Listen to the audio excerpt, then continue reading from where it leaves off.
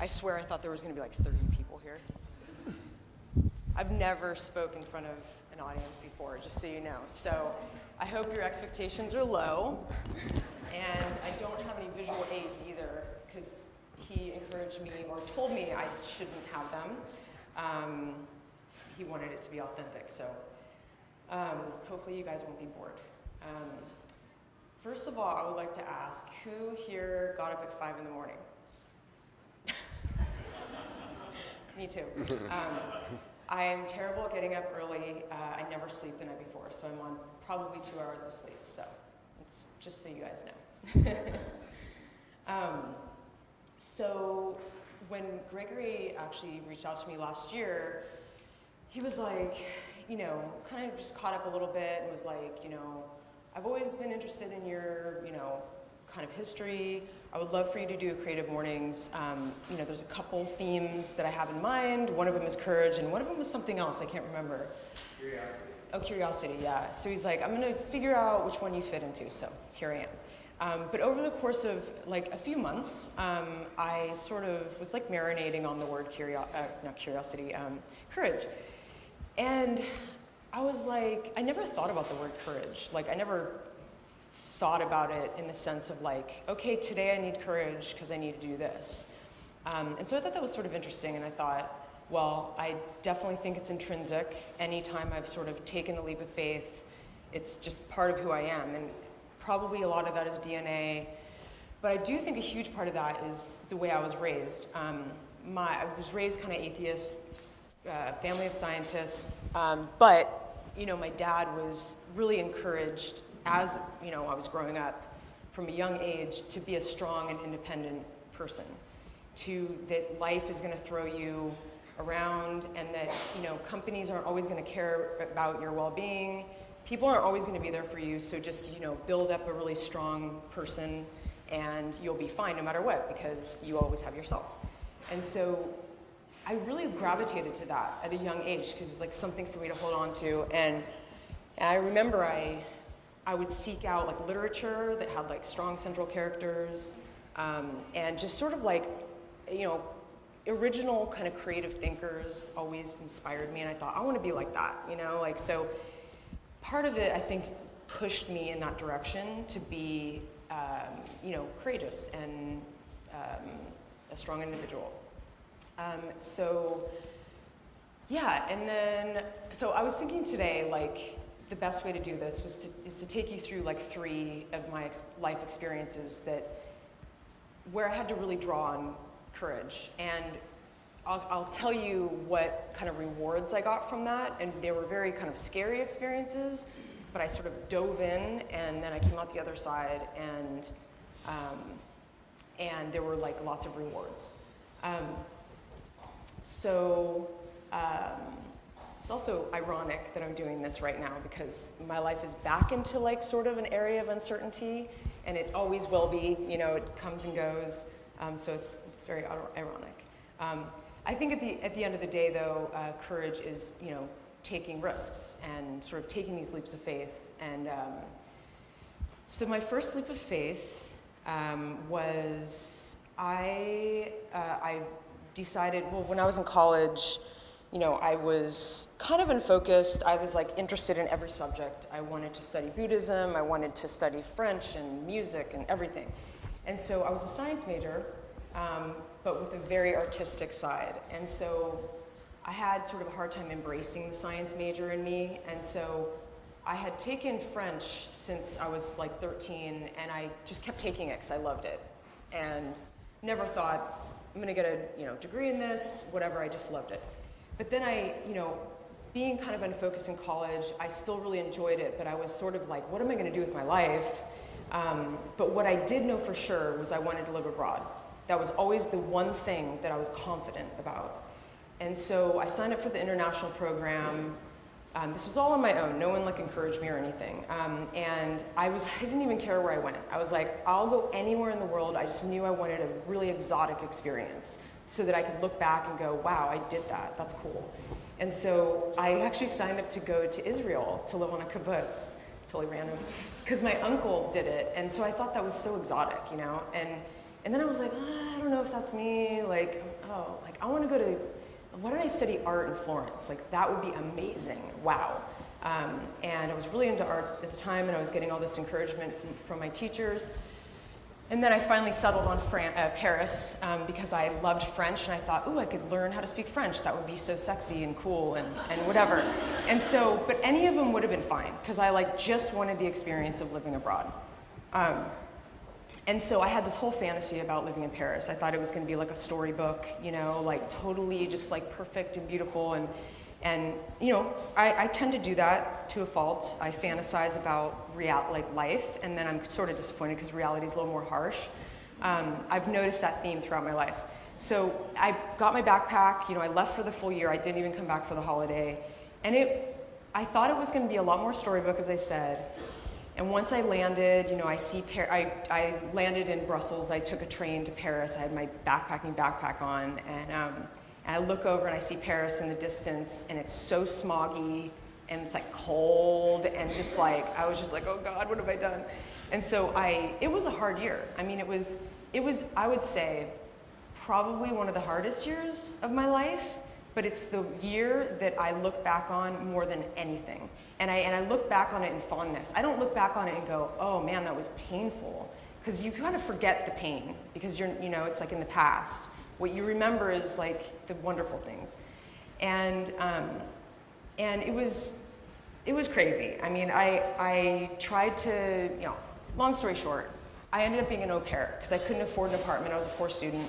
And I ended up really lucking out and working for a wonderful kind of like cosmopolitan like family. They just were so good to me, and that's not always the case with au pairs.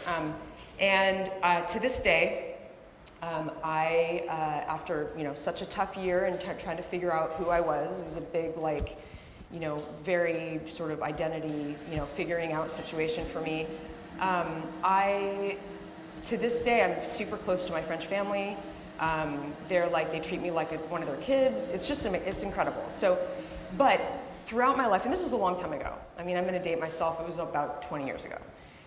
The little girl was about 11, and she's like 30 now, and we're really close, and it's a trip. But I look back on that experience a lot. I pull from it to get back if I ever feel kind of like insecure or kind of need some confidence to push me to the next level. I go back to the Paris thing, and I go, God, you were like, you know, running the streets of Paris and trying to pick up the kids from school, and then you went to school, and then you did all these things, and so it's a pretty cool thing to look back on, despite the fact that it was really hard. But that's the interesting thing that I feel like that's been a huge fundamental lesson for me, is that I knew at a young age that my dad always sort of instilled, I think I read some cheesy book like The Road Less Traveled or something like that.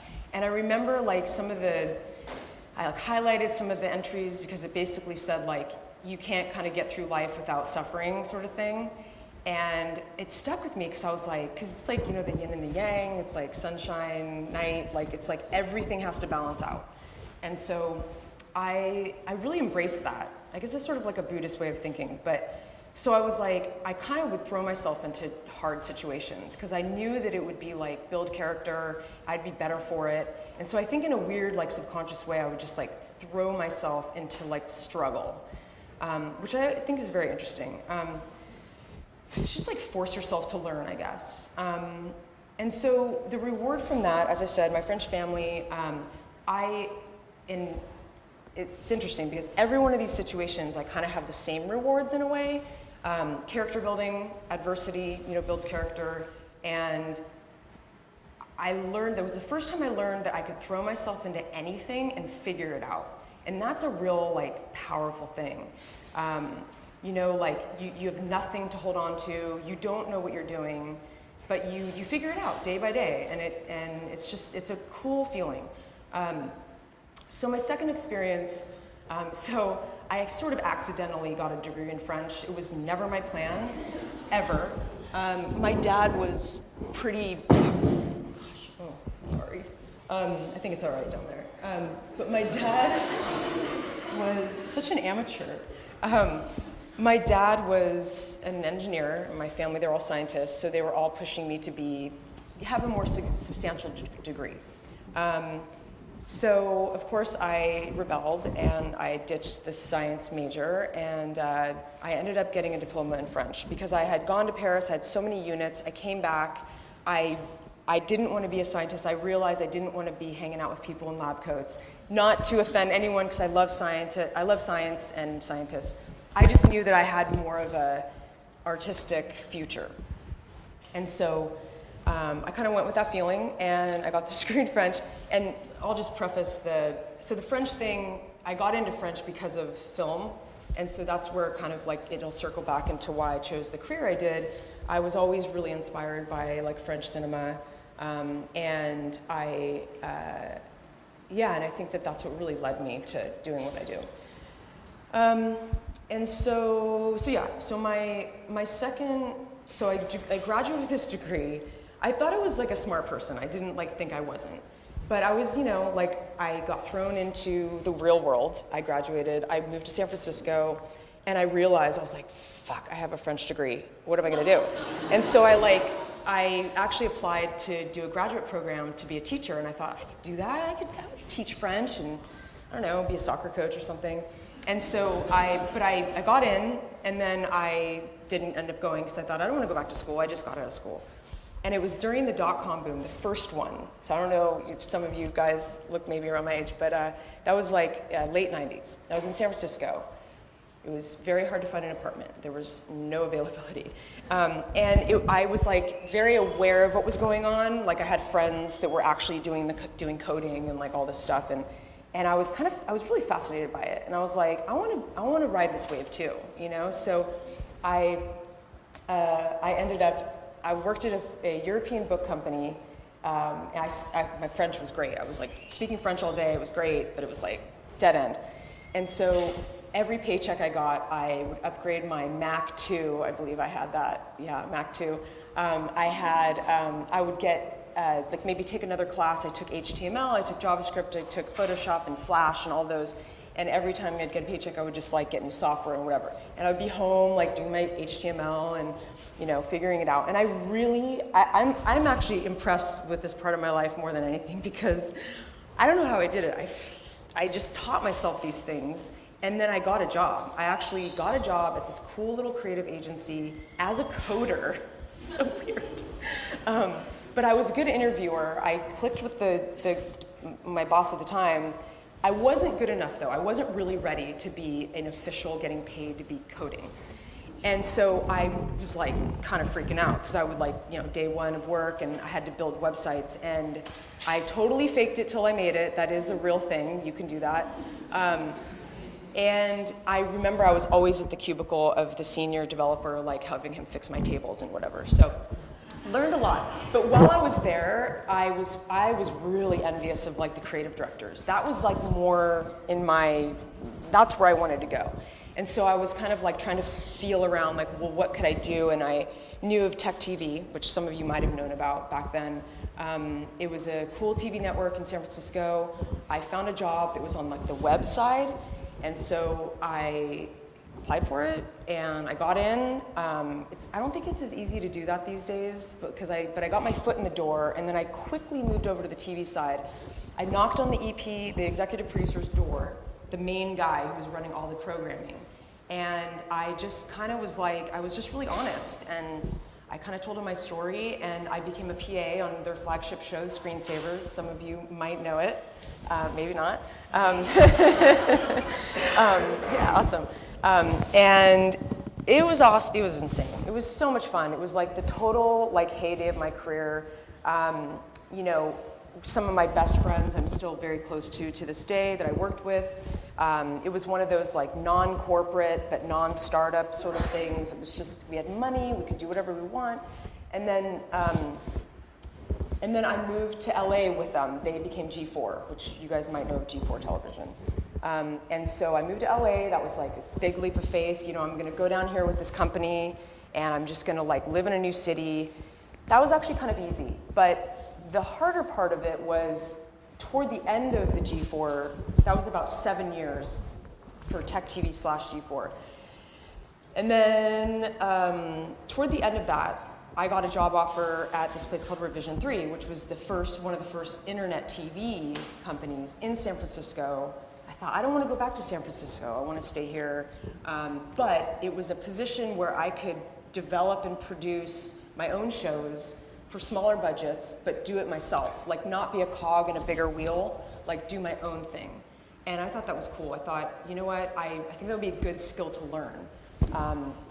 That took a lot of courage. I would say, I remember going to like a FedEx or a Kinko's or something, and I had the contract and I was gonna sign it to go back to San Francisco and take this job that was like, I was working in bigger budget TV at the time, and I probably would have fallen into reality TV producing, which I didn't want to do, and that was all kind of happening at the time, like starting, and I knew I wanted to do something just different. And so, oh man, I remember sitting there looking at the contract and going, I really don't know what to do. Like I don't, And then I ended up signing it, but it was all like going back up there. Anyway, long story short, I am so grateful I did that. It was a very tough decision, but what it did was it helped me learn how to make things on smaller budgets. And it really actually set me apart from other producers, because instead of staying in the same type of productions, I deviated and learned like a totally different skill.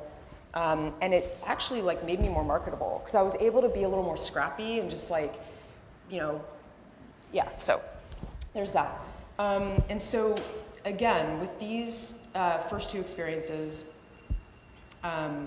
the reward is that I really learned I could throw myself into any situation and figure it out. The character building thing. And, so all of these were like pretty big risks, but I feel that they were big rewards. I don't regret anything. My final experience was 2 years ago. So I was back in San Francisco. So I was in LA for 4 years, like early 2000, and then I moved back to San Francisco for that job, Revision 3, and I had a lot of great gigs up there. I was there for about 13 years, and then I ended up I ran production for an AOL publication called Engadget. You guys might know that. And that was a great job. It was great because I had so much freedom. My boss really trusted me to develop any content I wanted to and lead the team, and it was so awesome. I had so much freedom, and that, I guess that's where a lot of courage comes in also, where it's you can kind of go into a place and be like, I kind of know what to do. You just go with your instincts and you just do what and so that was a really interesting exercise for me. I loved that job, great people, we traveled. It was a pretty stable job, I think. I probably would have had that job for a while. However, I got about a year or so in, I got an opportunity to go back to LA, which I had been thinking about doing anyway, to get back into the mix. I wanted to do scripted stuff more, so I was like, I'm not going to do scripted in San Francisco. It was an offer to go to Lionsgate, and it was a VP of content and production, so it was a big deal. I thought it was a big deal. I was like, wow. And movies. But it was a very hard decision, because I had this it was like apples and oranges. It's San Francisco, great gig, doing something, very specific, and then this bigger kind of thing that, would maybe, I don't know, take me somewhere even bigger. And so that was a really hard decision. I had to go back and forth. I did pros and cons. It did take a lot of courage, and I think courage gets a little harder as you get older. You get a little more comfortable, whether you like it or not, you just do. No matter how much you fight it, because I've always been a fighter of that. But you just don't want to be uncomfortable, and you have to when I had to move myself to LA, and with my boyfriend, who had a great job in San Francisco. I had to kind of ripped him out of there, and and it was crazy. It was, the first year was just acclimating back to LA, and it was a totally different lifestyle. I had to wear a blazer, and I was just Lionsgate was very corporate, kind of not really me, but different than I expected, fantasy. But definitely a cool experience. I actually met some of the most incredible people I've met. I was able to work with people that are like actually actors, you know, like writing cool scripts and comedians, people that I wouldn't have really matriculated with in San Francisco. So that was my goal. Like I wanted to be around more kind of creatives, and LA is full of creative people. And so it was an incredible year. Everyone got laid off at the end of the year.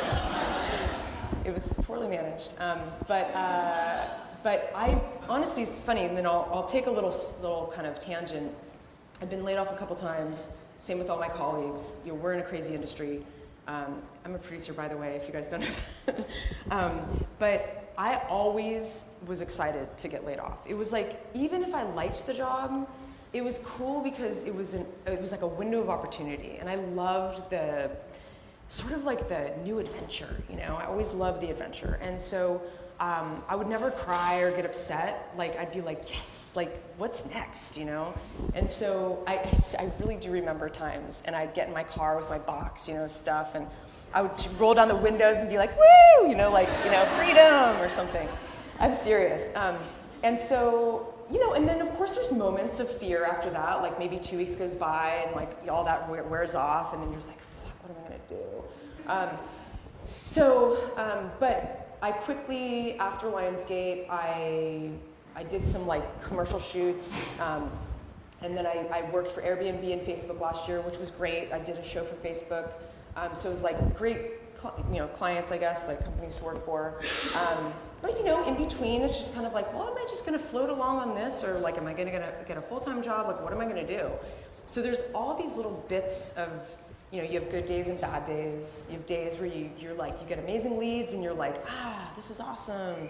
And then there's other days where you're like, fuck, what am I gonna do? And it's always like that. And I think that that's, I don't know, for me, if I can embrace knowing that there's a good day and then there's a bad day, and like, that's just part of it. Like, you have to have that. It's the yin and the yang, you know?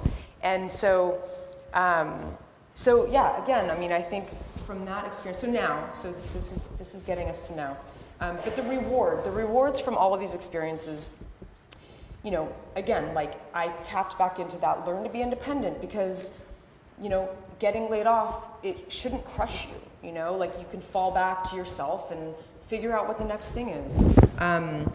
And now I'm able to do some scripted content. And again, throwing myself into a situation that's super unknown, having that fear, but getting that courage back, and then you go on to the next thing, and then Facebook calls you and wants you to do a show. Like, it's this weird roller coaster. And I do think that it takes a certain amount of adventurousness, because trust me, like I have a lot of times where I do think I'm an adventurous person, but I think that I get in these phases where, man, I just want something more stable, or I want to feel like I don't want to have days where I'm always wondering what I'm doing next or whatever.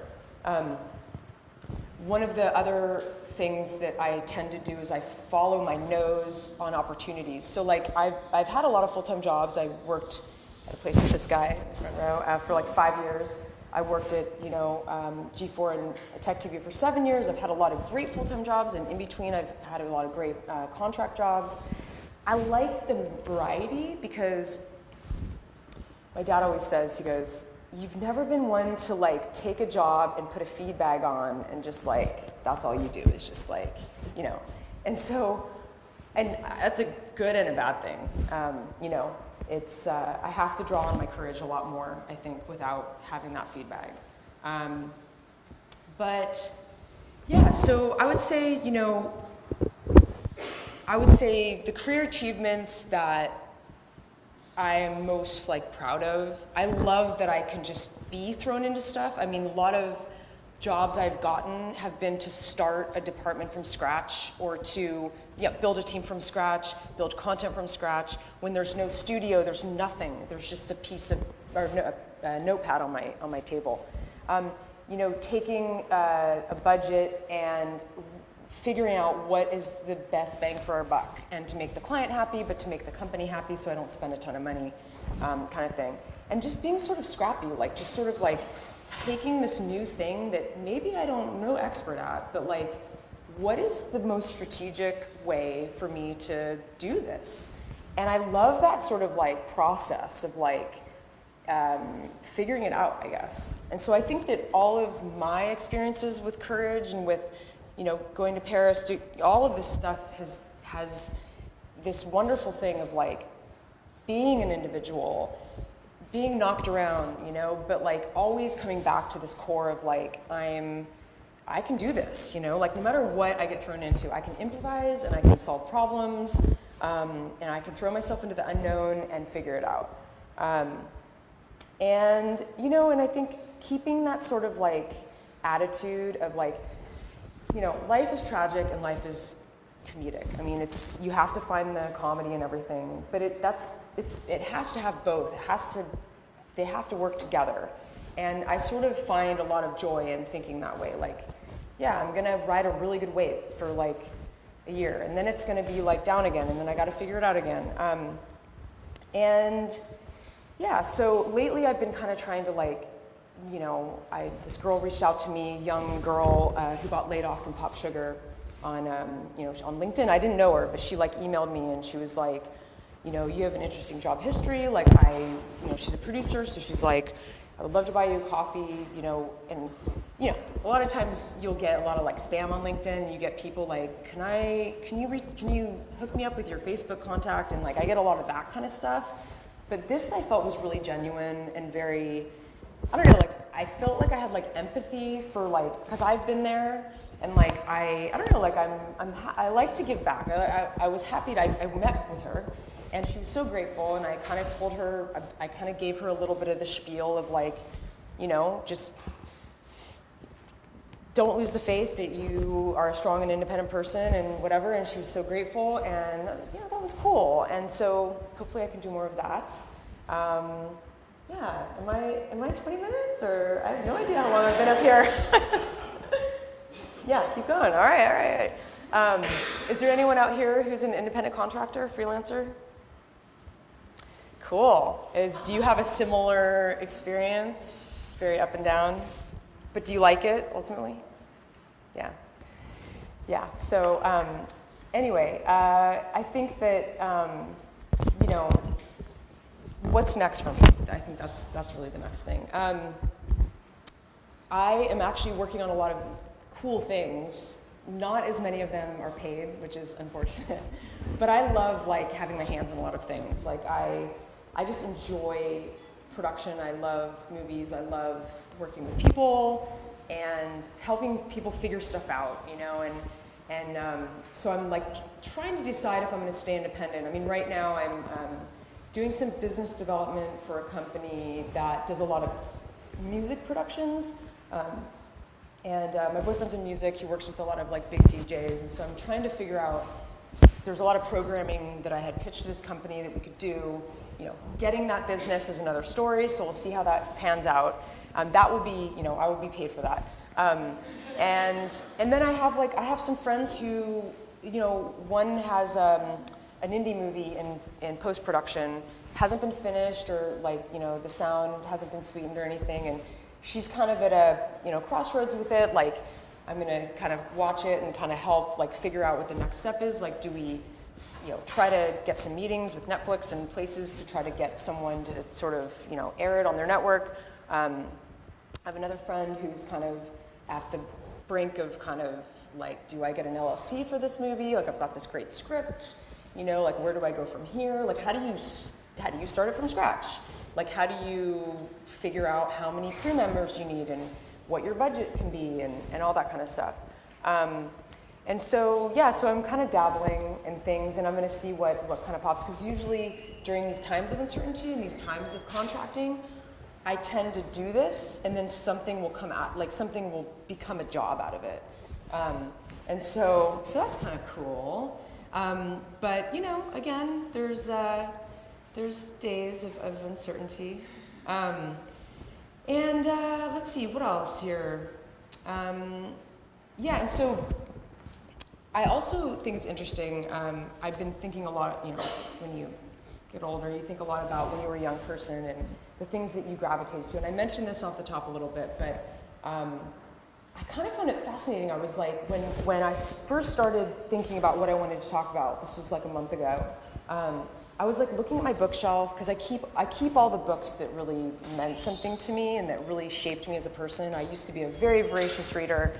I still read, but I'm more distracted now. But all the real fundamental like stories and characters that affected me as a person, and it really shaped me, I think. I remember reading one, I don't know if anyone's read it here. It's a little hokey, but I think I was like in my early 20s, and it was called The Way of the Peaceful Warrior by Dan Millman. I would say that's one of the first books that like, it's the peaceful warrior. It's like what we're talking about. It's like that strong individual. It was like he got battered around, like he was trying to figure it out. I don't remember the story really clearly, but I've been recommending that book to people who are trying to figure stuff out. I think it's great. The Little Prince is one of my favorites. You know, that is a very good example of a strong little man boy, on his planet, feeding his flower and just trying to like figure out his own way, like in the universe. And I think about him a lot. I think about the Little Prince, and I get strength from that. And so I could go on and on and on. I mean, Howard Rourke in Fountainhead is a big one for me. I'm sure a lot of you have read that. Total like strong individual.